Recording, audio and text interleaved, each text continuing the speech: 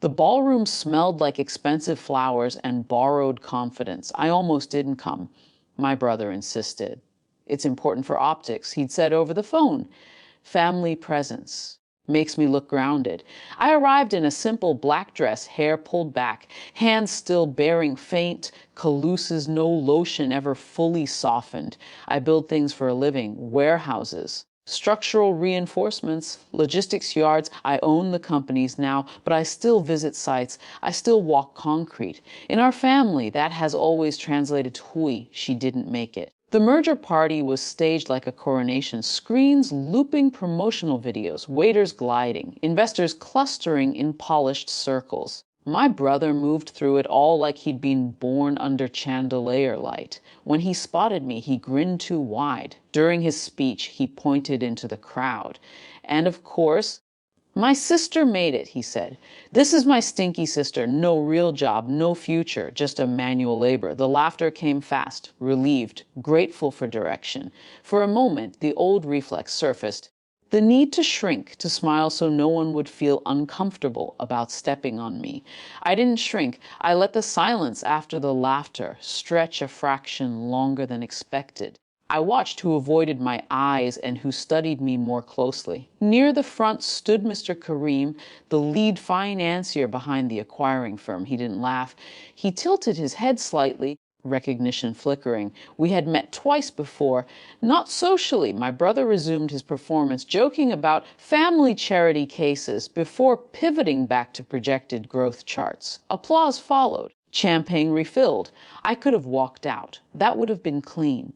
Instead, I stayed near the compliance table where final documents were arranged for the ceremonial signing. The merger was substantial, but it was also leveraged heavily on silent capital. My capital, years ago, I stopped correcting my family. When they mocked my early construction jobs, I let them. When they assumed I'd peaked carrying steel beams, I allowed it. Visibility around them had always meant requests, entitlement, pressure. So I built quietly, through holding companies, through infrastructure contracts no one in our social circle understood, through reinvestments that compounded while they compared cars and watches. The acquiring firm, Auric Holdings, was majority funded by a private investor listed only as S. Rahman. That was me. I didn't reveal it earlier because I didn't need to. My brother had pitched his company aggressively to Auric months ago, never knowing he was presenting to capital partly controlled by the sister he dismissed. I approved the negotiations because the numbers were sound, not because he was my brother. As the music softened and the ceremonial signing was announced, the compliance officer stepped forward unexpectedly. "I'm sorry," she said into the microphone, voice firm but measured. "Before execution, there's an ownership clarification required under disclosure guidelines." The room stilled. This was not in the program. Mr. Kareem glanced at the documents, then at my brother. "We need confirmation of the principal silent investor behind Auric's majority stake. Regulatory transparency." My brother smiled, slightly strained. "That's handled through their board. It's not relevant tonight." "It is." The compliance officer replied. "Without principal acknowledgement, we cannot finalize." A thin ripple of unease moved through the guests. Mr. Kareem's gaze found me again. "M's Rahman," he said calmly, loud enough to carry. "Would you like to clarify?" My brother's head snapped toward me. I felt every eye recalibrate. I walked forward, not hurried, not dramatic. The click of my heels on marble sounded louder than it should have. "I am the majority stakeholder behind Auric Holdings," I said evenly. "All documentation has been filed with regulatory authorities. My signature is required to proceed." There was no gasp, no cinematic shock, just silence thick enough to lean against. My brother's expression shifted through confusion, disbelief, and something like calculation. He looked at the documents as if they might rearrange themselves. That's not possible." He murmured, too quiet for the microphone, but not for me. "It is." Mr. Kareem replied gently. "We've been working together for months."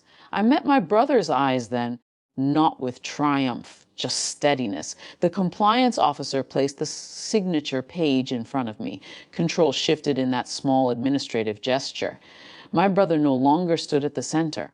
The room had subtly rotated. I didn't mention the joke. I didn't reference the introduction. I didn't explain my career.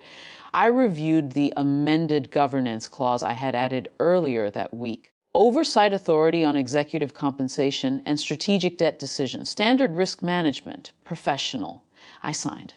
Applause came hesitantly, then stronger once people understood the deal was intact. Relief replaced spectacle. My brother shook my hand for the cameras. His palm was damp. Later, in a quiet hallway away from the music, he found me. "Why didn't you tell me?" he asked. His voice lacked anger. It held something closer to exposure. "You never asked." I said. "That's not," he exhaled. "You let me look like an idiot." I considered that. "No," I said softly. "You did that on your own." He waited for more, for accusation, for revenge disguised as wisdom. I had none to offer. "I approved this merger because it makes financial sense," I continued. "Not because we're family. That part doesn't factor into my contracts." The distance between us wasn't dramatic. It was precise. "I wasn't trying to hurt you." He added, almost defensively. "I know," I said. That was the part that settled hardest. I walked back into the ballroom long enough to thank Mr. Kareem and confirm next week's board meeting. Several relatives approached me with sudden warmth, compliments about my vision, questions about collaborations. I answered politely, briefly. Wealth had protected me tonight, but it wasn't the wealth that mattered. It was restraint. I left before the after-party began. Outside, the night air felt honest. No applause. No laughter cued by hierarchy. My phone buzzed with messages, some apologetic, some opportunistic. I silenced it. Power, I've learned, is quiet when it's real. It doesn't need to announce itself. It simply signs and walks away.